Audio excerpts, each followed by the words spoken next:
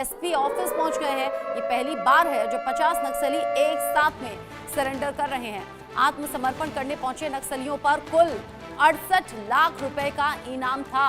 आप समझिए कि एक साथ 50 नक्सली इतनी बड़ी संख्या में, और ये पहली बार हो रहा है जब इतनी बड़ी संख्या में नक्सली सरेंडर करने के लिए पहुंचे हैं। कुल मिलाकर इन सभी पर 68 लाख रुपए का इनाम भी घोषित था। लगातार जो नक्सलियों के खिलाफ ऑपरेशंस चल रहे हैं, नक्सलवाद को खत्म करने के लिए जो बड़े ऑपरेशंस पिछले कुछ दिन में चले हैं, उसके बाद ये सरेंडर काफी ज्यादा मायने रखता है। गृह मंत्री अमित शाह भी ये साफ कर चुके हैं कि मार्च 2026 तक नक्सलवाद को जड़ से उखाड़ फेंकेंगे। अब ऐसे में 50 नक्सली एक साथ पहुंचे और सरेंडर उनके जरिए किया गया है, जिनकी तस्वीर भी आप देख रहे हैं। और ये पहली बार है जब इतनी बड़ी संख्या में नक्सलियों ने सरेंडर किया हो। हालांकि नक्सलियों ने इससे पहले सरेंडर किया है, लेकिन इतनी बड़ी संख्या में नक्सलियों ने सरेंडर नहीं किया, जो कि इस बार तस्वीर देखने को मिली है। एक तरफ तो छत्तीसगढ़ में अलग अलग हिस्सों में जो नक्सल प्रभावित हैं, वहां मुठभेड़ की खबरें, बड़े ऑपरेशंस की खबरें आप लगातार पिछले कुछ दिन में देख रहे हैं, सुन रहे हैं। और अब ये बड़ा अपडेट जानिए, जहां पर 50 नक्सलियों ने एक साथ सरेंडर किया।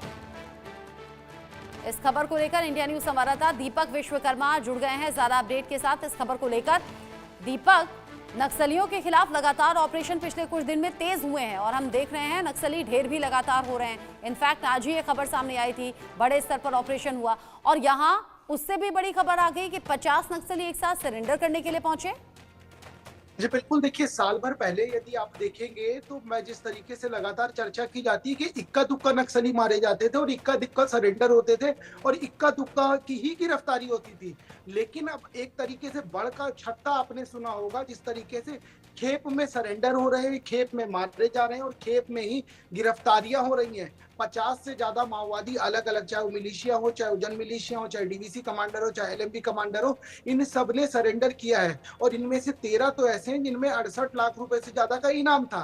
तो एक बात स्पष्ट हो गई है कि जिस तरीके से ऑपरेशन चलाया जा रहा है, उस ऑपरेशन का टेरर यहाँ पर समझ आ रहा है कि यदि हम नहीं छोड़ेंगे, यदि हम सरकार की बात नहीं मानेंगे, यदि हम सरकार पर भरोसा नहीं जताएंगे, या तो हम मार दिए जाएंगे। और यदि हम मार दिए गए तो हम जिस तरीके से मारे जाते हैं वो तस्वीरें सबने देखी हैं। दूसरी बात यह है कि यदि गिरफ्तारी होगी तो जो सरकार की योजनाएं हैं, जिन योजनाओं के तहत तमाम तरह के लाभ मिल रहे हैं, चाहे वो नौकरी हो, चाहे वो बच्चों की शिक्षा हो, चाहे वो रहने का आवास हो, तमाम सारी सुविधाएं, तमाम सारी योजनाएं, सरकार लगातार इस पूरे मामले में जो नक्सल की सरेंडर नीति है, उस पूरे मामले में सरकार लगातार चेंजेस करती रहती है, लगातार बदलाव करती रहती है। और उन सब बदलाव के बाद यदि देखा जाए तो अब मौजूदा स्थिति ये है कि जिस तरीके से सरेंडर हो रहे हैं, इनको भी ये समझ आ रहा है यदि सरेंडर नहीं होंगे तो किसी दुर्घटना में, किसी मुठभेड़ में हमको मार दिया जाएगा। और जब मार दिया जाएगा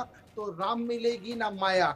अभी मौजूदा स्थिति में यदि सरेंडर करते हैं तो सरकार की तमाम सारी योजनाएं हैं जिनका लाभ मिलेगा। इसलिए नक्सलियों को भी ये समझ आने लगा है कि मुख्य धारा में आने के तमाम तरीके के फायदे हैं, तमाम तरीके के लाभ हैं। इसी तारतम्य में लगातार या तो सरेंडर हो रहे हैं और नहीं हो रहे हैं तो किसी मुखबिर की सूचना पर इनकी गिरफ्तारी हो रही है। और सबसे महत्वपूर्ण बात यह है कि जिन ग्रामीणों को सबसे पहले डर सताता था कि यदि मुखबरी करेंगे तो नक्सली जनताना सरकार बनाकर और बताकर हमको सबके सामने मार देंगे, इस तरह की खबरें, इस तरह की स्थिति आज की मौजूदा स्थिति में बहुत कम हो गई है। तो एक बात तो स्पष्ट हो गई है, सरकार जो कह रही है नक्सल नीति पर और नक्सल मामले पर, उसको कर रही है।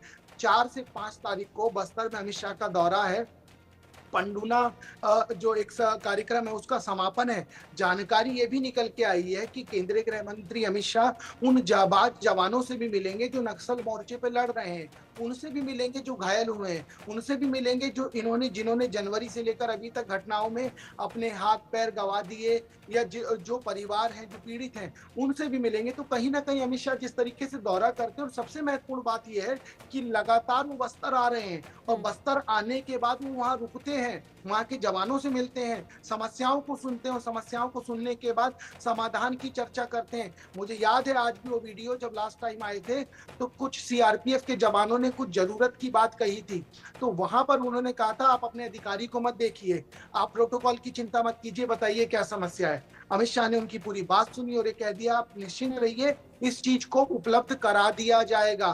तो एक बात स्पष्ट है कि नक्सल मोर्चे पर जिस तरीके से अमित शाह नजर बनाए हुए हैं और जिस तरह की रणनीति बना रहे हैं और जिस तरीके से लगातार बैठकें करते हैं, हाँ। क्योंकि 7 राज्यों की बैठक करने के बाद इसी रायपुर राजधानी में 3 से 4 दिन रुकते हैं। 7 राज्यों के जो चीफ सेक्रेटरी हैं, वहाँ के डीजीपी हैं, नक्सल ऑपरेशन के जो सब तमाम लोग हैं, उनके साथ बैठक करके चर्चा करते हैं, रणनीति बनाते हैं। उसी का हिस्सा है कि 50 से ज्यादा और लगातार जो तादाद है वो